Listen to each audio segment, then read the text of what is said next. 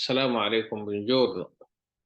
Waxaan kusii jirnaa verbi riflessivi ilaa iyo 25 ficilaa qaadan doonaa. Marka hore waxaa usoo qaadanay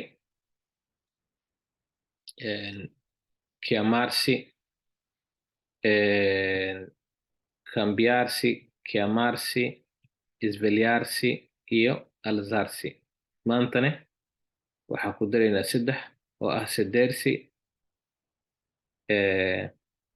lavarsi iyo trucarsi. Marka ardaya isoo weydiiyey micnaha ay leedahay mi iyo ti iyo si iyo ji iyo vi iyo sidoo kale. Intaanan su-aashaas ka jawaabin, horta inuu ficilka yahay verbo reflexivo inuu yahay sidee ku ogaa kartaa? Afka Soomaaliga ama luqadda Soomaaliga waxa dhahayo reflexive verb. English waxaa la dhahaa reflexive verb ma laha. Si aa marka tan u fahamtid mi iyo ti iyo si iyo ji iyo vi tusaalooyin unbaa kusii karaa. Marka intaan su-aashaada ka jawaabin, horta kow shalay waxaa sheegay waxaa ku garan kartaa inuu ficilka yahay verbo reflessivi. Inta badan waxaa u dambaysaa ku dhahay si, sedersi. luqadda talyaaniga ficilada kale waa are inay u dambayso a iyo ra iyo e, ama inay u dambayso ire i iyo ra iyo i, ama inay u dambayso ere e iyo ra iyo e. laakiin kan intaba ma ahano, waxaa u dambayso si. Okay,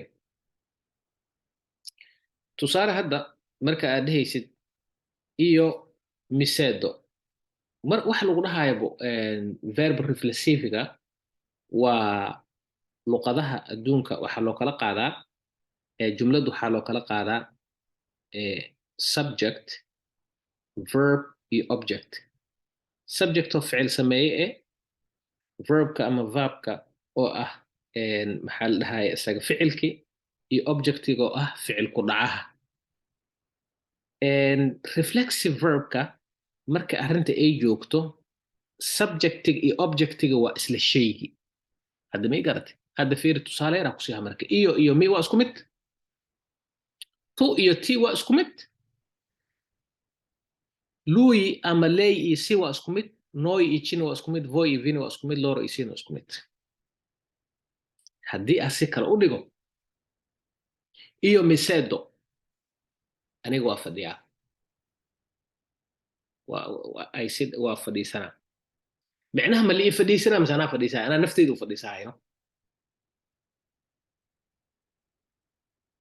Okay, tusaale hadda intii mow iyo milavo, aniga waxaa dhaqaa kasoo qaatad inaa cadaystaa rabaa dharamti. iyo milavo identi, aniga ilkahayga cadaysaa. ilkahayga ma lii cadayha mise anaa cadaysaa? anaa cadaysaay. tutilavi identi, ilkaha you brush your teeth waa marka adiga ilkahaaga cadayso. had ma fahamti? wuxuu ahay ardayga cabdirasaaq. ha ku raadin macno mi iyo ti iyo si iyo ji iyo vi iyo si macnaha u raadin. ma fahamti? marka maxaa waxaan lagu tusaa? waxaa lagu tusaa sedersi marka uu yahay verbo reflessivi sida oo isugu xirmaya inaad baratid waayo.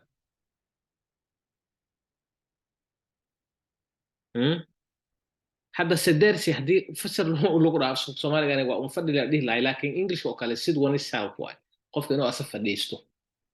iyo misedo, aniga I sit down waa fadhiisanaa. tutti sedi, adiga waa fadhiisanee. lui lei si sede, asaga waa fadhiisanaa. noi ci sediamo, voi vi sedete, loro si sedono. ma fahamti? lavarsi mau, iyo mi lavo, aniga waa dhaqanaa, ama ilkaha ahaadaan. tutti lavi, adigana sidoo kale waa dhaqanee. lui lei si lava, noi ci laviamo, voi vi lavate, loro si lavano, ayagana waa dhaqanaya. marka verbo reflessive wuxuu yahaa dhahne ficilka iyo objectiga oo ficil sameeyaha ficilku wuxuu ku dhacay. جملة سيد برام waxay ka kooban tahay waa ficil waxa waaye waa ficil waa subject oo ah subject oo ah aniga oo kale qofka ficilka sameynayay verb oo ficilka ah iyo object oo ficilka qofka ficilka lagu sameeyay marka verbo riflessivi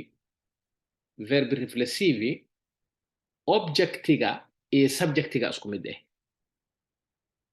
I hope ina su'aashaada ka jawaabay iyo mi isku mid waaye bifahmi meesha kaloo aan rabo ina aad maxay ahayto aadan si aadan ugu dhibtoonin verb reflexive marka aad dhisaysid ilaa waxaad dhisitaanay kaa rabaane hadda sedersi sidan intaana isku bedeshay mi iyo t iyo c iyo g iyo v iyo c isku bedeshay ilan waa sedersi waa verb reflexive inuu verb reflexive yahan waxaa ku ogaanay si a u dambayso good kasoo tag marka fiiri set oo sa iyo e ida afka soomaaliga ah intaas waa joogto waay u fiirsa damba set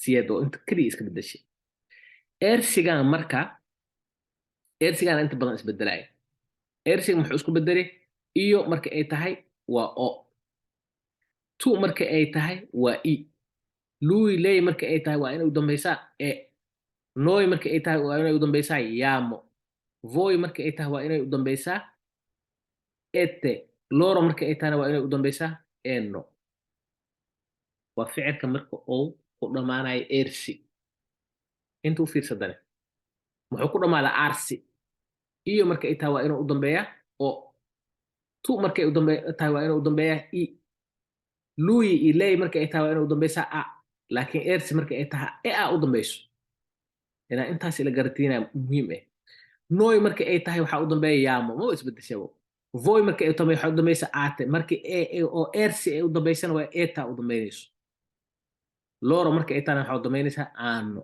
meesha ay intaba ugu dambaysay eno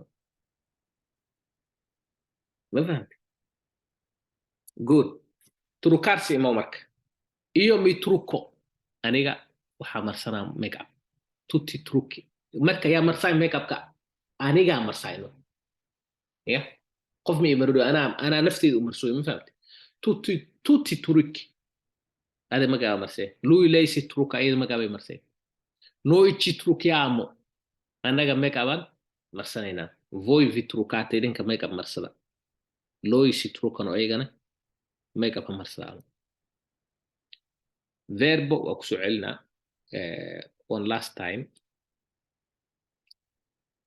verb reflexive subjectiga iyo objectiga isku mid waaye iyo mi isku mid waaye tu iyo ti isku mid waaye lu ilay iyo si isku mid waaye noi chi isku mid waaye voi iyo fi isku mid waaye a good example haddii englishka afahmaysan tusaale ku siihaa I enjoyed myself at the party xalfadda aniga waa ku raaxaystay nafteyda ku raaxaystay myself waa verb reflexive waa fahmay waa reflexive pronoun waa english waxa ku dhahay